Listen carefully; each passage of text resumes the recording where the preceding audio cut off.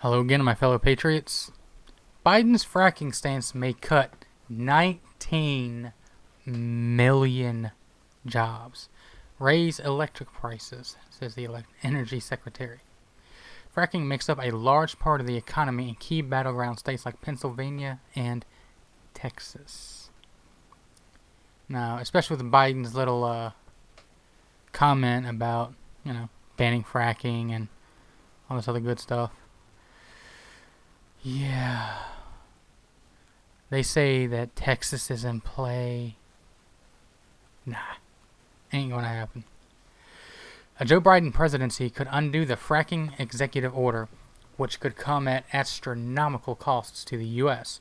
The abolishment of hydraulic fracturing technology could lead to the loss of 19 million jobs, according to U.S. Secretary of Energy Dan Barletta? I don't know. I'm terrible at pronouncing names. We just call him good old Dan. This technology, hydraulic fracturing, has produced the largest economic boom that we have known in our lifetimes. Borioletti told Stuart Varney on Fox Business, Varney & Co., "We are now a net energy exporter in the United States. The one thing that can't be undone is the economic progress that's occurred since this president took office in 2017. It has been enormous. Absolutely enormous." Fracking, or the process of extracting natural gas by injecting water into shale rock at high pressure, has supported 10.3 million jobs in the oil and gas industry, or 5.6% of the labor force. President Trump has frequently claimed that Biden would kill those jobs. Biden claimed himself he would. What is fracking? Yeah. Energy prices and the outlook of a Biden future would also hurt consumers, Borioletti pointed out. Prices on electricity and natural gas would skyrocket. Fracking also produces crude oil, and its elimination could potentially increase the price of gasoline throughout the country. That's okay. Biden says we're all going to electric cars anyway, remember? Biden has taken a particularly aggressive stance against fossil fuels as he proposes to phase out the oil industry. Opponents in line with Biden's energy agenda say fracking contributes to global warming as a result of greenhouse gas emissions. While many have criticized the former vice president for his inconsistent claims on whether or not he will ban the practice, he has submitted that he will halt federal subsidies for it and aim to transition to renewable energy. He has said, yes, he will get rid of fracking. Period. Kamala has also said the exact same thing. Proponents of fracking contend that the switch to fracked natural gas has allowed the U.S. to cut its carbon emissions more than any other industrial country. Over the past 12 to 15 years, as the economy has grown on an average of 17%, the U.S. has reduced carbon emissions from energy sources by 14% during that same period. There's not a single country in the world that could credibly make that claim, Borioletti said. And there's certainly no signatory to the Paris Accords could make that claim. Trump's staunch policy directions toward energy independence have stressed the importance of fracking, which has made the U.S. the largest producer of oil and natural gas in the world. Trump's administration has also led to a surge in liquefied natural gas exports due to technologies like hydraulic fracturing, whereas liquefied natural gas exports neared zero in 2008. That number has grown to nearly 80 billion cubic meters. The election has drawn attention to key battleground states like Pennsylvania, Ohio, and Texas, where fracking makes up a large part of the economy.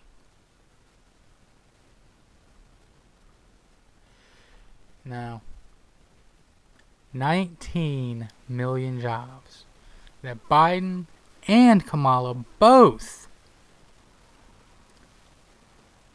are in support of destroying. this is the person that they want for president. 19 million jobs, 5.6% of the workforce. A lot of these people who work these jobs, that's what they've done for a very long time. That's all they really know. I mean, you can't just go in and say, all right, you're out of a job, go learn to code. It doesn't work like that. A lot of these people who are doing this are older people. They can't learn to code. They don't know hardly much about computers, period. Let alone how to program one. I mean, it's...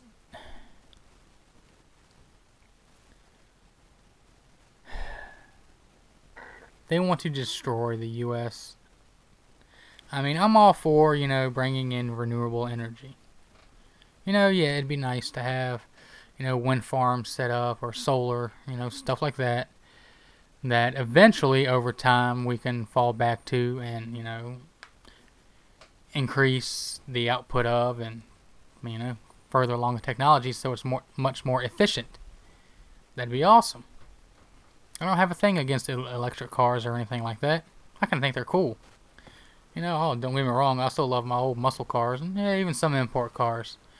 But, I mean, you just can't deny the fact that you got an electric car and you hit that acceleration pedal, bam!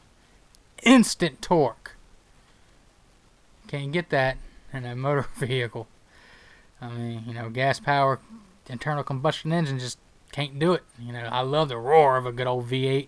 Don't get me wrong, like I said, but I mean, when you wanna race, I mean, a lot of the winning is done off the line. Whoever's the quickest, and I mean, instantaneous torque as soon as you touch that accelerator pedal. That's hard to beat. But we can't let these people win. This is the second. Tomorrow is election day.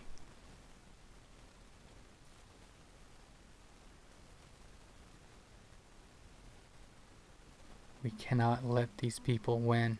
We cannot let them destroy the U.S. You have to go vote.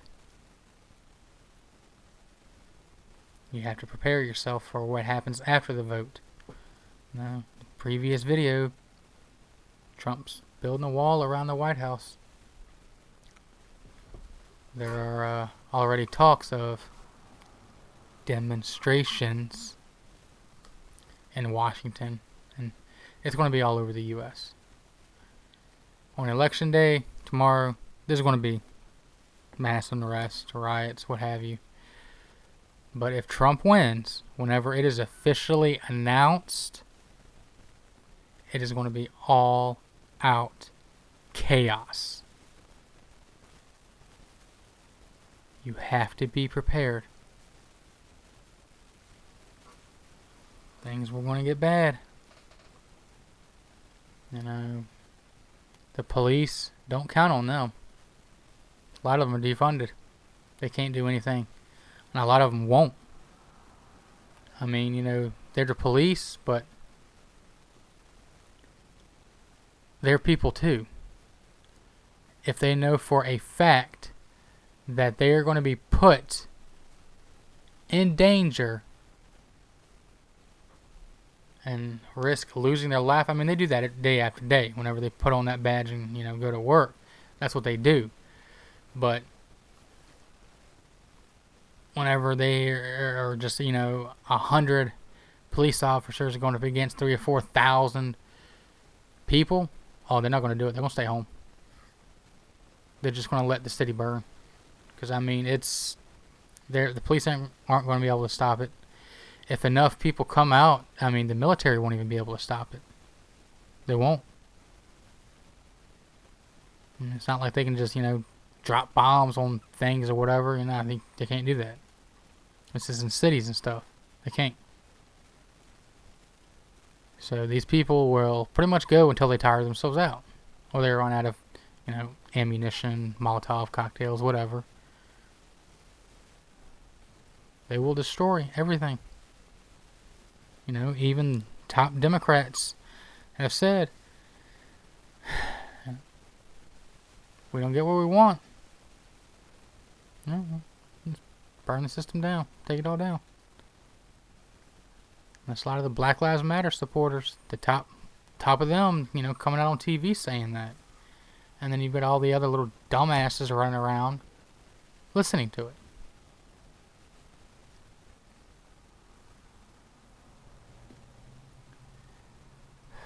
Things are going to get bad, people.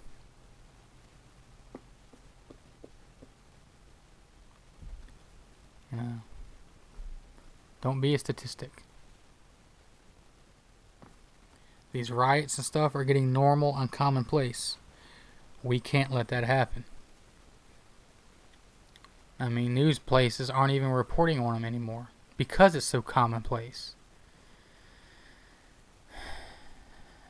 People are used to boarding up their daggone stores and stuff.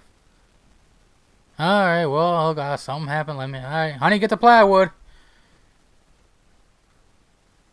We can't let our country become that.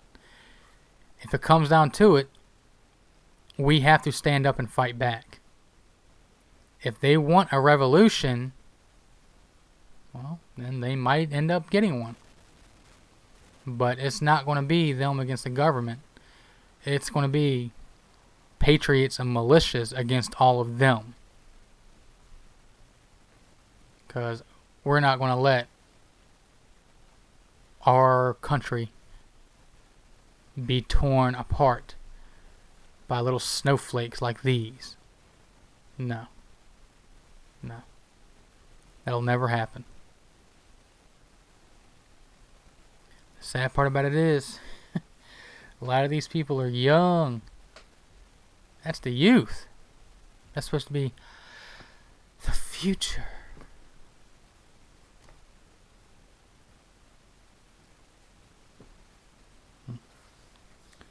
Sad to say, a lot of these people ain't got a future. They keep on going the way they're going now. But anyway, that'll be it for this video. 19 million jobs. Poof. Gone. Those people can't afford to feed their families anymore. They can afford to pay the mortgage to keep the roof over their head. And Joe Biden says, well, just go learn to code.